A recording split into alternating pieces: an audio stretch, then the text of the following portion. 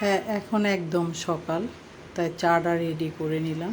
কারণ সকালে চাটা না খাওয়া পর্যন্ত অন্য অন্য কাজ করা যায় না, তাই সকালে চাটা রেডি করে নিলাম।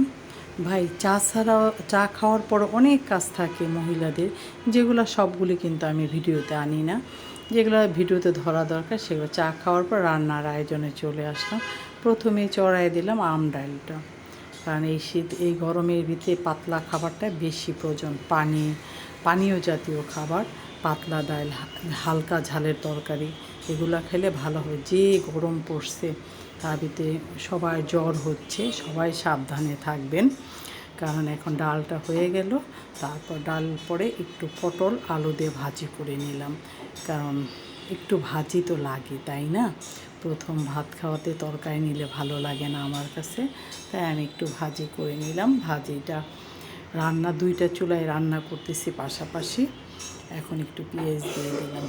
ভাই, এখন আম কাঁঠাল লিচু সব কিছু, মধু মাস এখন, তারপর হলে কী হবে ভাই, মধু মাসের পরও তো অনেক ঝামেলা, গরম, প্রচুর গরম। এখন তার পাশাপাশি পটল ভুনাটা হয়ে গেছে, চিংড়ি মাছটি বেশ বড় বড় ভুনা করে নিলাম। চিংড়ি মাছ ভুনাটা কিন্তু ভাই দারুণ লাগে খাইতে, আমার কাছে তো খুব ভালো লাগে। আপনাদের কেমন লাগে? গরম ভাত দিয়ে যদি নেন খুব ভালো লাগে, বিশেষ করে চিংড়ি মাছ ভুনাটাই বেশি ভালো লাগে, আমার কাছে বেশ ভালো লাগে। তাই এখন চিংড়ি মাছ ভুনাটা হয়ে গেল। এখন চিংড়ি মাছ ভুনার পরে অন্য আরেকটা আইটেম রান্না করব, সেটা হলো কলিজি ভুনা করব। কারণ আমার ছেলে চিংড়ি মাছটা খায়, তাই কলিজি ভুনা ওটা করলাম।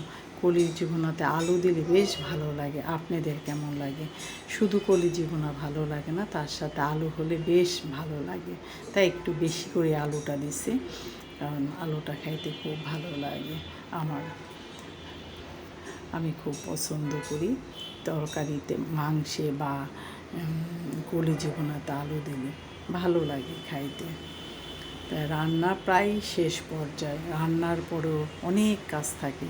এখন সন্ধ্যার জন্য ছোলা ভুনাটা করে নিলাম, কারণ সন্ধ্যায় তো চার সাথে কিছু না কিছু খাইতে হয়, এটা আপনারা সবাই খান, তাই ছোলা ভুনাটা করলে ছোলা ভুনাটা সবার ভালো লাগে। তার জন্য আমার ভিডিওটা ভালো লাগলে লাইক দিবেন, কমেন্টস করবেন, শেয়ার করবেন।